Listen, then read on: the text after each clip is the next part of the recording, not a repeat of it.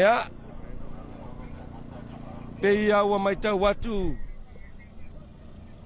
O le sao le fianga pangpango, o le sao le fianga nuuli, o le sao le fianga waua, ma le sao le fianga vatia, ma le fianga walau, le ta oto, i le tātianga tonu lava, i le mea e amatani ai tunga fautasi. Pausa e lua le mana o mia o na sosola i titi lava i tua, o le sao le fianga fantongo, le se ula le moana, ia ma le sao le matasaua ma le manua tele, tau nana tutu le titi lava i tua i ona amata lia lo le tata tunga fautasi ua atofaina mo le tai au. Toi umi se teimi eskia ai pa le fana pea sao lele lava le saunoanga lautofana ti pe lava le talo mai le sao komiti i le sao le fianga le se ulan moana ma le mtasawa nana tutu le titi lava i tua ia se amatalia tunga fana le wa fana amata tu le tato tunga le tato hin mo mo le tai au ia ile mai tawatu la le teimi nei o lo iluma le tau mua o le sao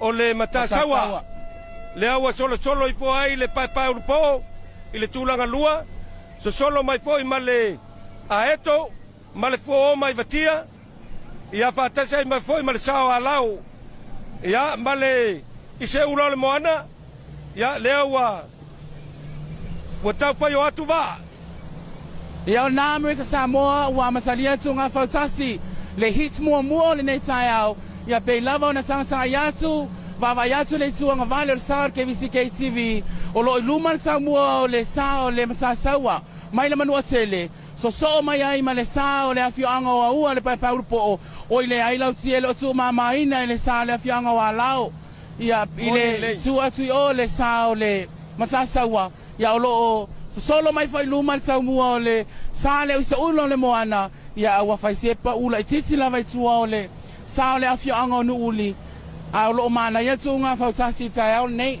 mana ya ole tulanga na tunga le temi nei lau mai mai tu le manua ya o lo apa fautasi o lo ya iluma ya le tau mua o le sa o le matasawa lawa maua i fo ya sa tele marsawa lau tie ono ya ile swing o le tunga tai nei pe mai pe e tangta ya tu ile sa o le fianga wa lau ya nai mai tau watu na e lua no foana e sile luma le sao le afi o le manua tele mai le sao le afi anga wa la o terminei man moni le lei le tulanga na o le tunga le wai le terminei o lo luma i le matasawa so ai tulu ai ia le sao le pai urupo ma le sao a lau i le mato mai tau watu ai le o tu mama ina foi le se ulo le moana ma le aeto mai pango o lo tau i fo mai tai o le au ma le sao fo ia i le pitolo lai o i sasai e mai tau atu lau ti tai au le nei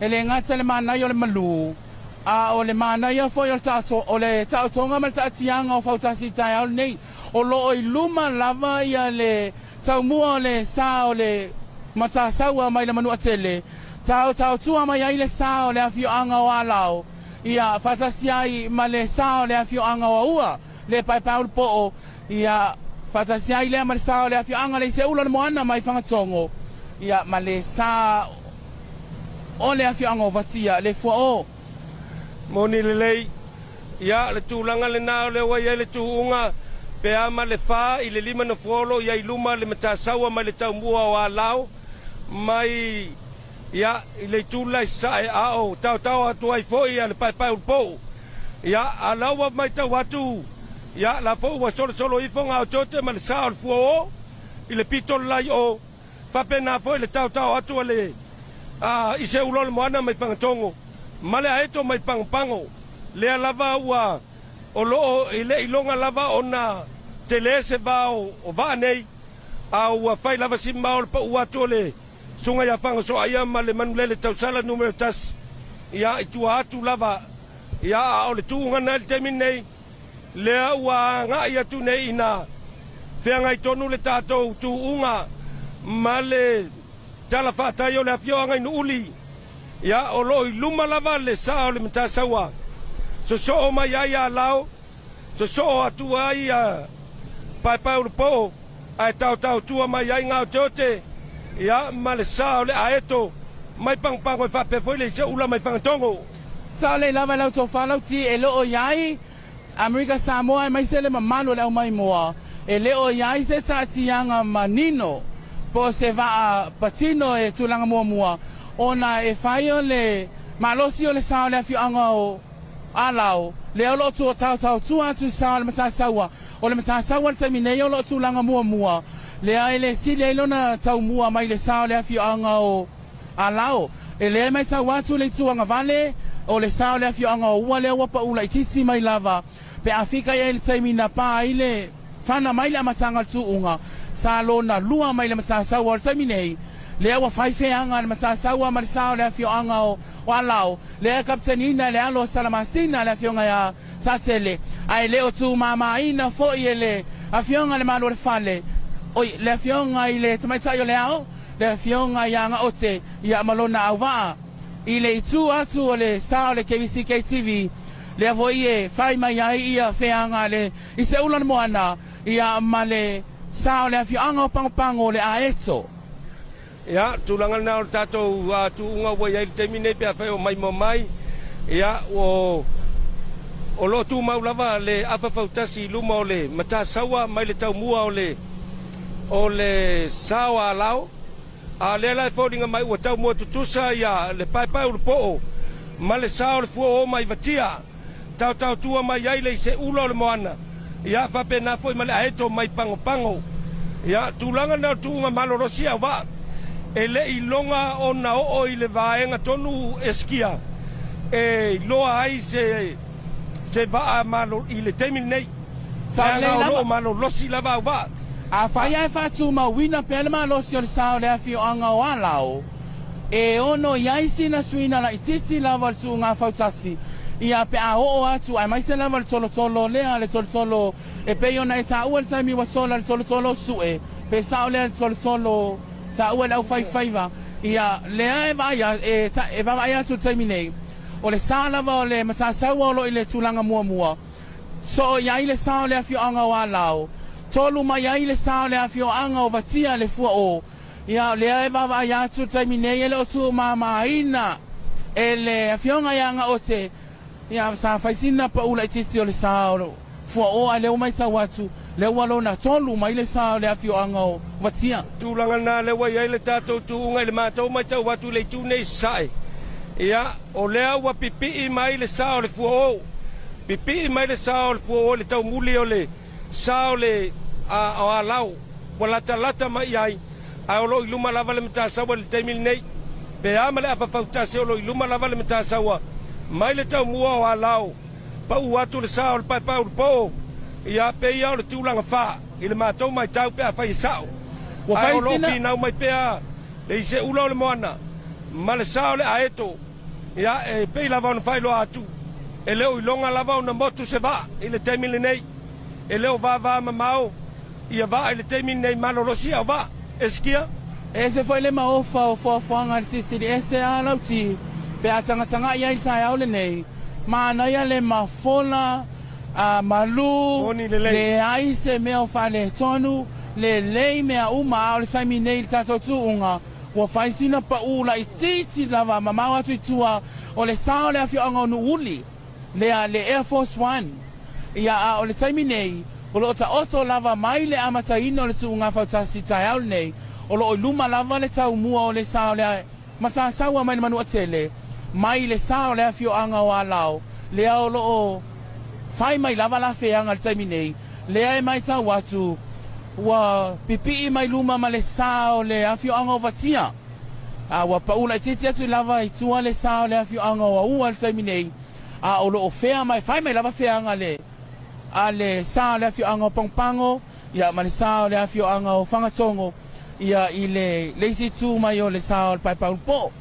A whai o le fatua e mai moa mai le tātou tūunga i le nei tai au.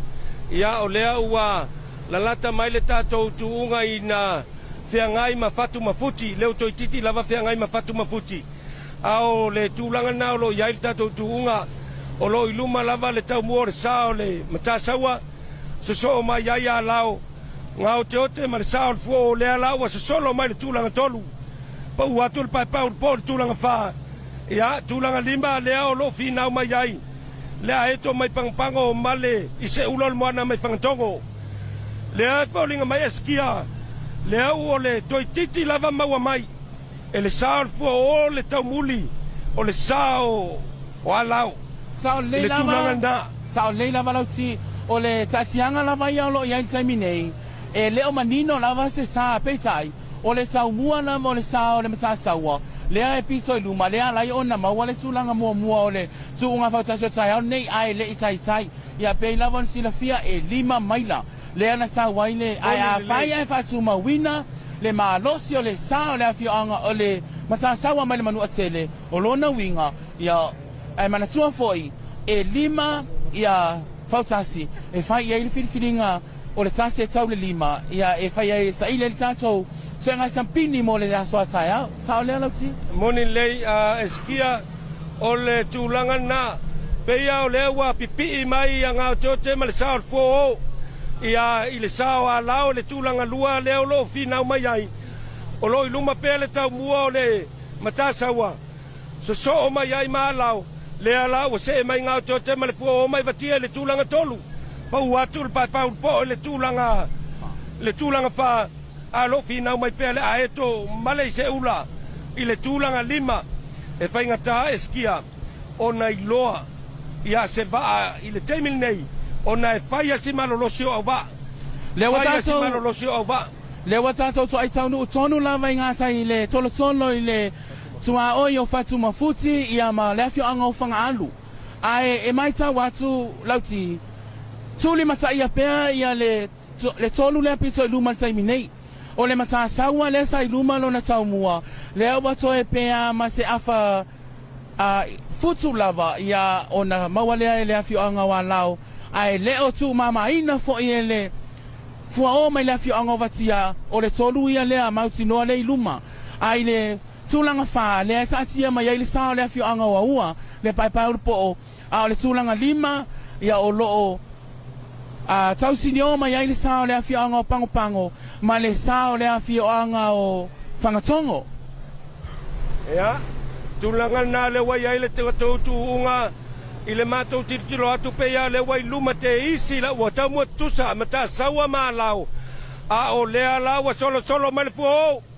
ua afa mai a lau lea wa solo mai ngau teote malona waa ea le sao fuo mai vatia i le tūlanga tolu le nau finau mai ai pau atu le paipau le po le tūlanga wha finau mai ai ma le aeto ia mai se o le se ulo le moana mai whangatongo Lauti o se mea wa ese le wa whai tai au nei el tofa e le afionga i le alo salamasina pe i lava ona whai atu tuli matai le numera tolu le apito i luma o lea e mai tau atu ua sili la i titi lava pe ama ne vase inisi lea wa tulanga mua i le sao le afioanga o wa lao le taimi nei lua ia i le matasaua ai wa afa fautasi le wa ia i le sao le afioanga o vatia mai le afioanga o lao tūlanga nā le wai ai, ia lea ua tau mua tutusa le mata saua ma le a lau mai a lau, a o lea la ua maua mai e ngaote, ma le saol fo o mai la fia ngai vatia,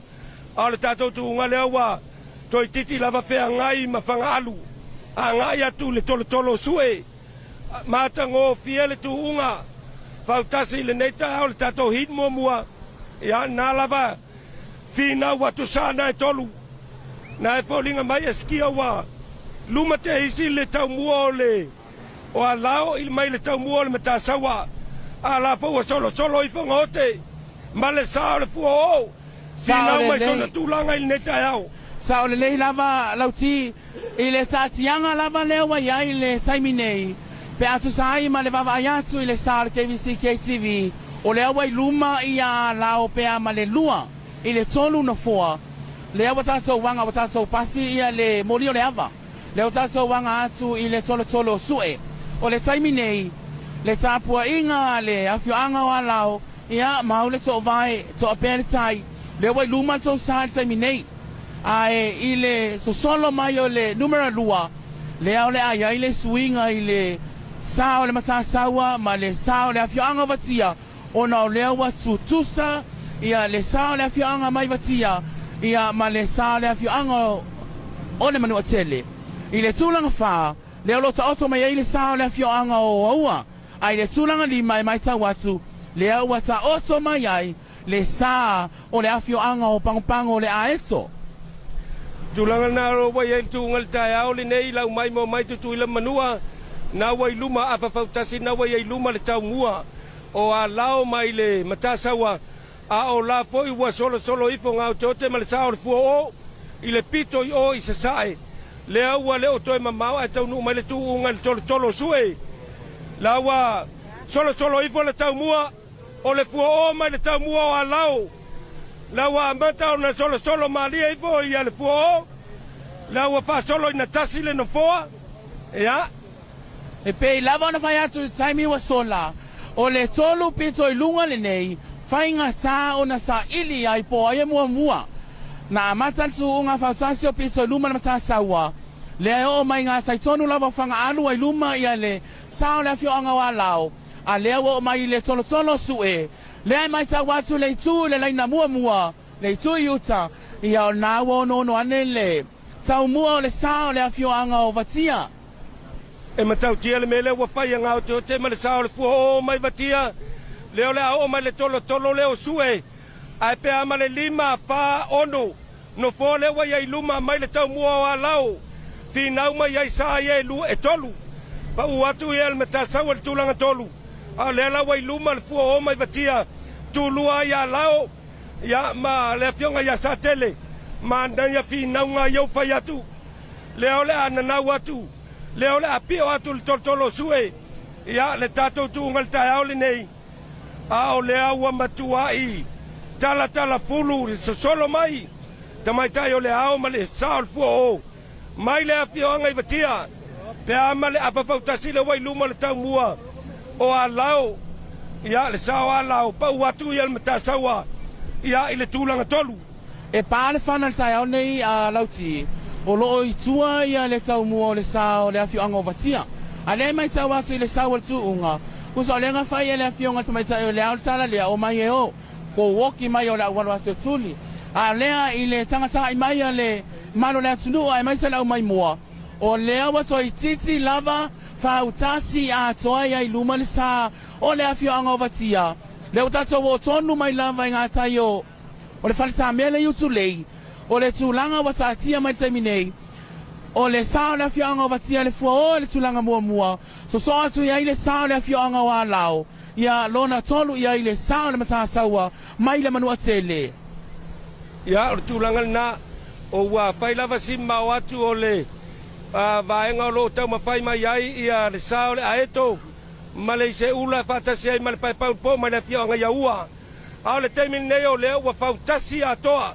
fautasi ato le wai luma i ngau tote ma le sao fua o mai vatia mai le tau mua o halau le tūlanga lua, tūlanga tolu le ua pa ua atu iai le mata sawa mata utia wha alinga le fua o i le tai au le nei ma le fionga le tamaitai o le au ia le ua amata o na wha solo le afa fautasi ua iai nei luma ia le fua o mai le sao le halau i le tūlanga lua pa ua atu le mata sawa le tūlanga tolu tam fai mai pel pai paul po ma le sao le aeto ma le se ula i le tūlanga wha.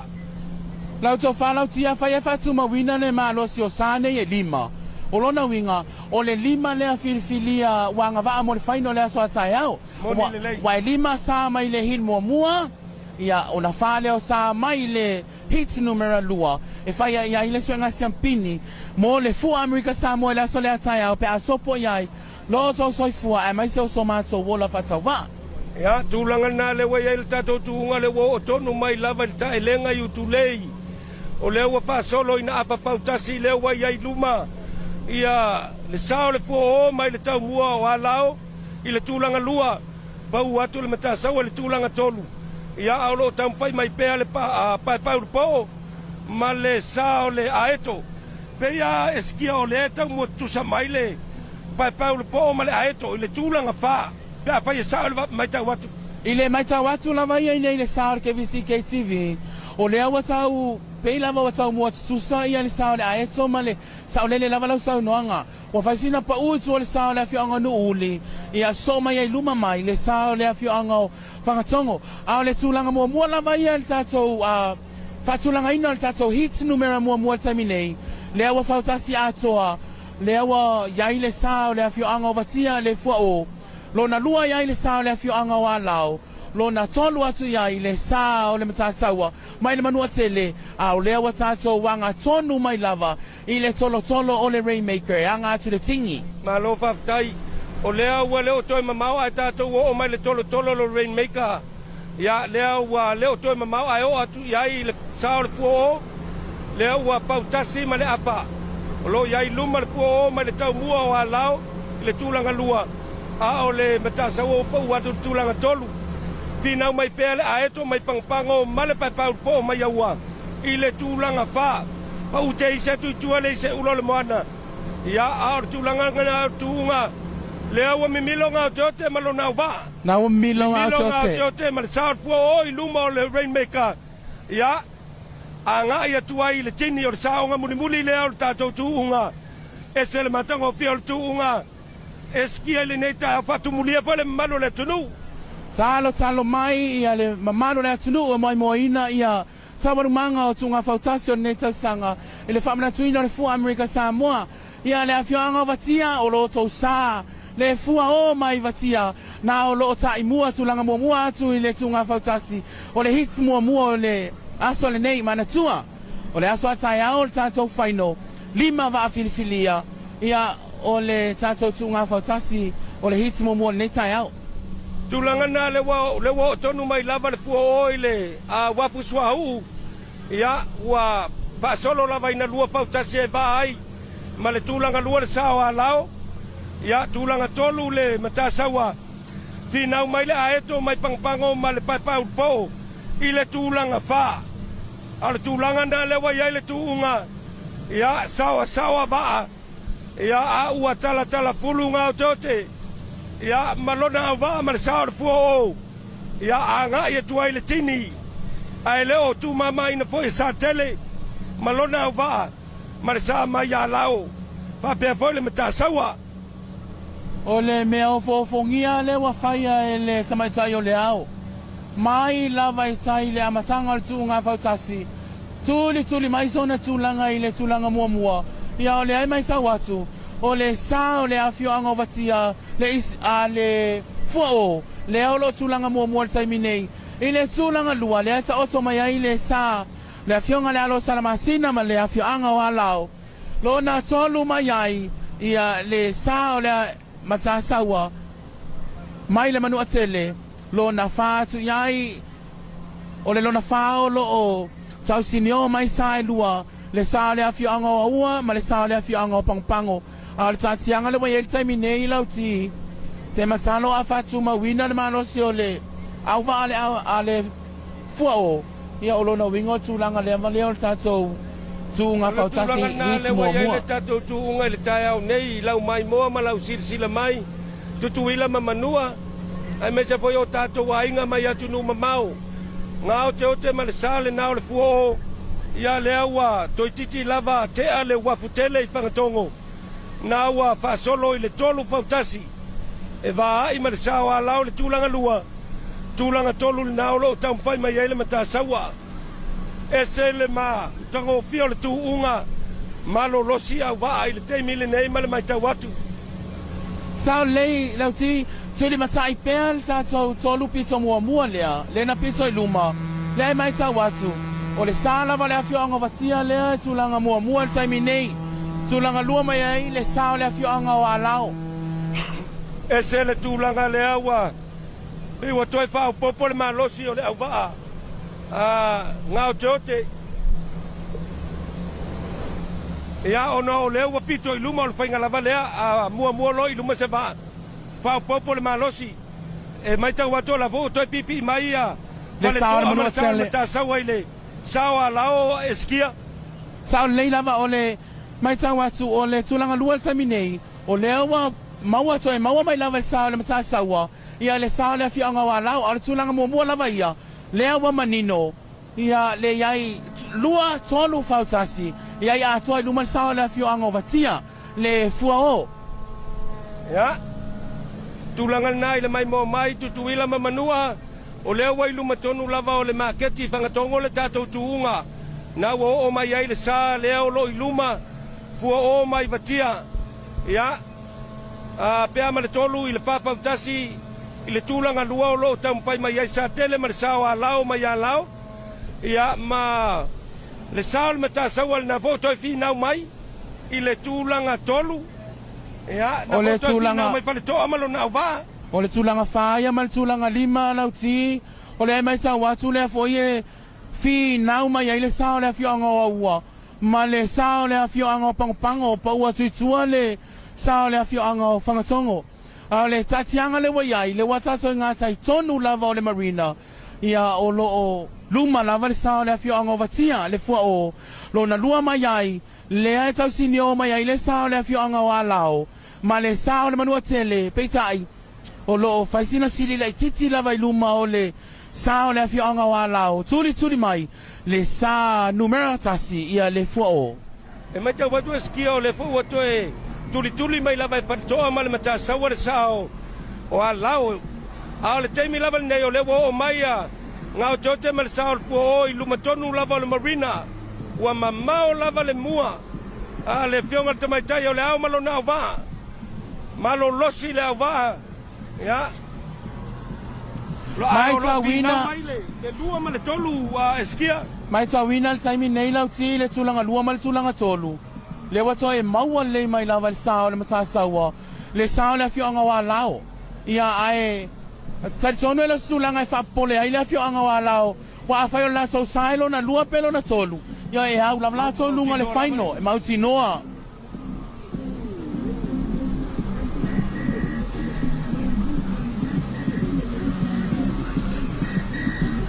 Ia Lauti o lea wanga atu pe ama le toe whamita o na tini leo le sao le fua o mai vatia a na foi wa tongi a pe foi fatini a le a fionga ya sa tele mo le sao alau lea wa toe mei mai luma sao le a fionga wa alau mai le mata sawa ua manino ai loa mani mata le vai na ua tini le sao le a fionga o vatia le fua o lea wa leo toe mamao e tini le fua o ea ma le sao vatia Ia, fōlinga mai o le nā wa tini. Lea wa tini le sao le afio anga le sao le fuo. A lao le numera lua. Tam whai mai a lao, sa tele ma le sao a lao le tūlanga lua. Al nā whai e whinau mai le mata sawa. Whinau mai whai ma le mata sawa la tau. Tuli mai sa tele ma le sao a lao. Lau ti e le whai ngō fie. Le tūnga le tai au, e skia. Malo avel fa malo i kapeteni mo la toba. E le fai ngo fie fai se mamao le tuunga lima mai la lesa. Suri matara ia le fa ma le lima o lo sao le taimi nei. Le o lo tau sinio mai ai le sao le afio anga o pangopango. Ma le sao le afio anga o ua. Mai ta watu i tala whātai o pangopango le taimi nei. Ia u lanu wai. Tapua inga nuu ma la fanga. Suri matara ia po ai le numera fa o ai le numera lima. Le olo o tau sinio mai ai, le sao le pai pau po o, ia ma le sao le afio anga wa pangopango. Ai le tūlanga mua lava ia, o le afio anga vatia le fua o, numera lua ia ai le sao le afio anga wa lao. Mai le afio anga wa lao, numera tolu le mata sawa mai le manua tele. Tato whaatalia ia le tūlanga whama le tūlanga lima. Nau le eskia, mana ia la le nau le tuli mai. Ma na ia le fina wale ia la e to man pai pau po. A fai ai tati ala val tati anga le lo na winga e ono numero fa le pai pau po. Ai lima ia le sa le afio anga pango pe sa le lauti. O le lava eskia o le tulanga na e folinga mai. O le wa manino le lima pito ilunga mai le hit mua. Ia o le a fa moe tau sinio i le asotofi mo le final. Ia na Amerika Samoa i lau lima mua nei po le lima filifilia o le hit mua. Lea ua ta oto mai vatia le tulanga mua. Numera lua ia ile afio anga wa lao. Numera tolu ia ile mata sawa mai le manua tele. Numera fa ia ile pai pau le po mai le afio anga wa ua. ma le vaai numero 5 ia vaai o le final le aso atai au o le sao le afio anga o pango ai le numero 1 ia o le sao le afio anga whangatongo ma le numero fitu o faisina pa mama atu itua o le sao le afio anga o nuuli ia leo watini le sao le pai ulpo ia leo wanga ia tu le aeto mai pango ia i le laina e tini ai le tatou tuunga ona manino ai lo lea eskia o lono winga o sa ia 5 o lea ua fa moe ia mo le aso atai au mfainga o ilanga i le mfainga au se kau interview ko ing ia ko te ese mo interview so me mo kia ia mai mau pe fa pe mau se ia o le sana o vatia le wa ta milo mai le tu le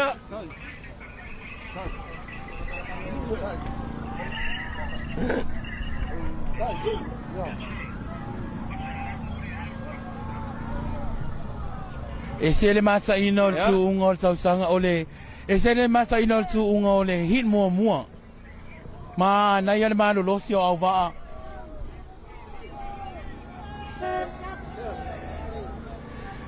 ya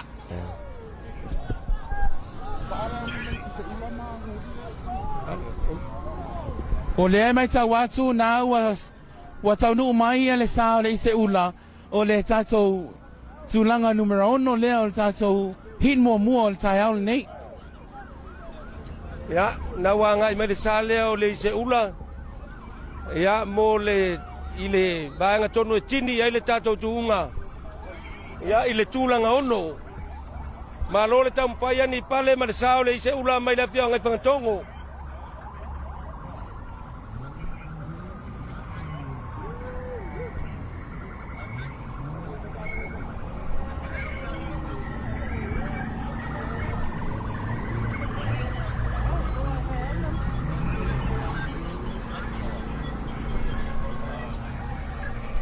ya afai o mai mo mai tutuila ma manua o le tulanga na o le tatou hit mua tunga fautasi o le fua o le netau sanga o le tulanga mua o le sa o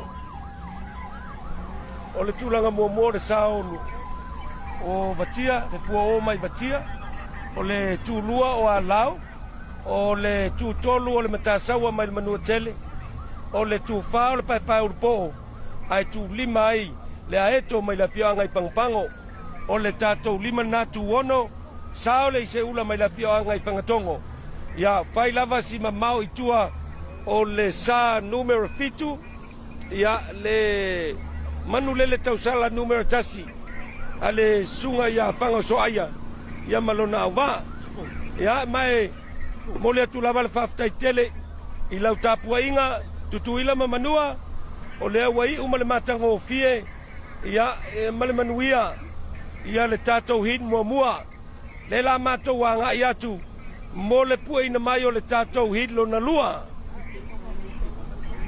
ia o na Amerika Samoa ai mai se o le pa ia o le atunu ai mai se o faalo matama whanau o lo ai sau malele ia atunu mamau so se tu e fa nei ke lo pelo e maua mai ai ia pasan launga lau fale TV le KBC KTV o le taunu unga na o lau hit mua le nei tai au o lau 5 filifilia na mo le final le asa tai au ia ai tuli matai mai ia o le amatawanga atu tai mo le amatalia o le hit numero 2 le ai ono sa o lo o taoto ai ia e filifili mai ai le whapito i lunga ia mo le siampini o le fua o Amerika Samoa i le aso atai au pe asopo iai lo to soifua ai mai se o somato vola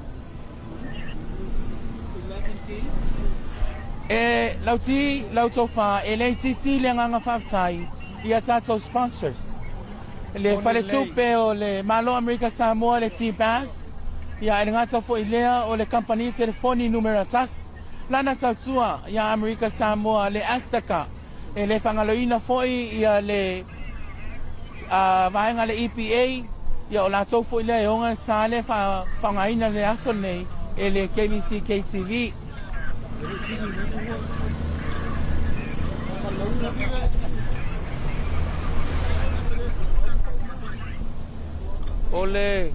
o lo tau fa o lo tau fatalia pea le sao nu uli le sa le o le sunga ya fanga so aya malona au ba ya ona sa fai lava si pa uitua le lava tau mafai ya ina ia le ua matoto ya ngai tai o le mea o ngai mai ia po le mea ua afe i le tai lenga yutulei i le mea tonu leo lo tele ina paka i e sao le afianga mai nuuli ia ai momoli le nganga whaftai a wa ore pumonia ua matou mai tau ina e sele tala vau o whanau o le afianga leo lo tau alo ina ia le sa numero tasine ia le afianga nuuli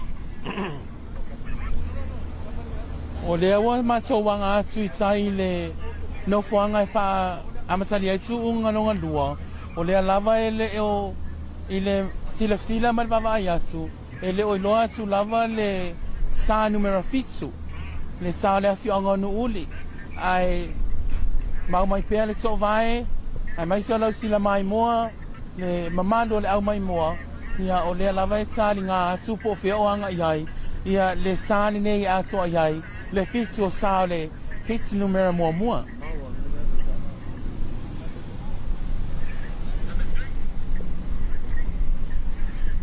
Good morning, American Samoa. For the non-speaking Samoan, the results of the Fautasi race for the first heat that just finished. The Fua'o from Vatia took the first place. Second place is the Alau, Fautasi from the village of Alau. The Manua Tele from Manua, the third place. And the fourth place is the Paipaurupo from the village of Faua.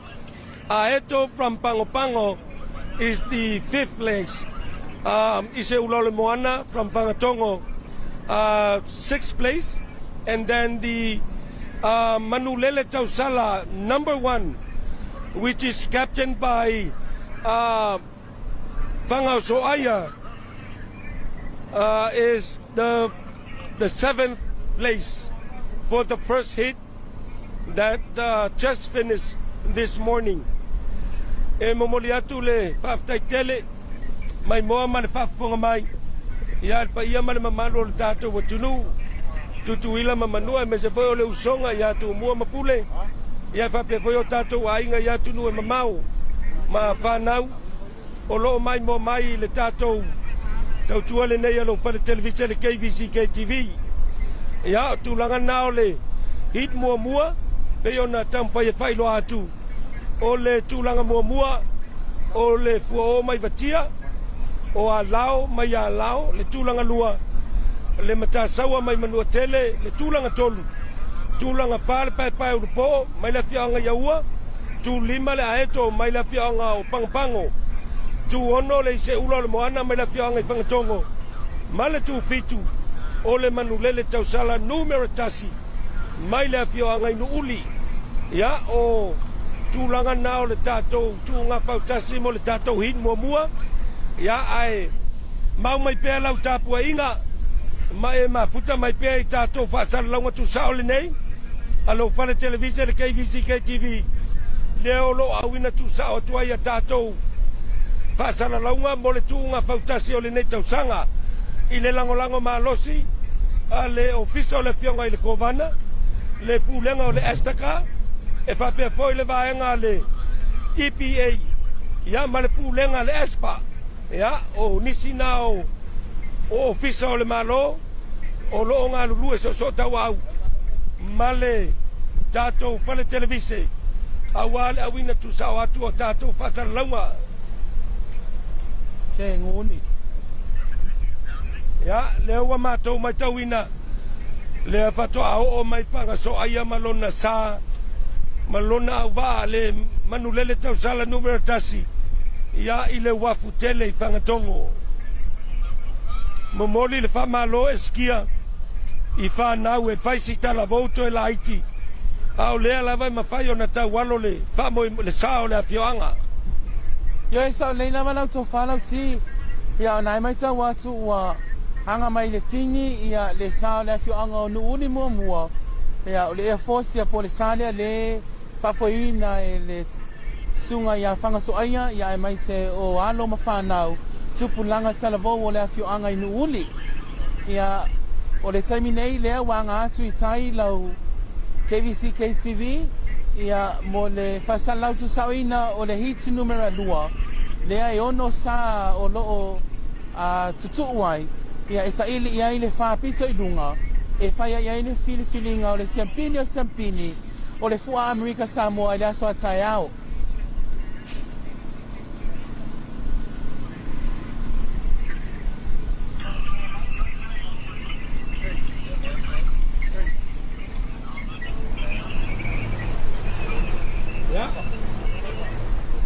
Mole kuelva taitele ile sunga ile kapteni ya Felice malona so atau ya tau ya ona ole papo ina ole sale nei ale tanga luenga le di lo mato ya ilunga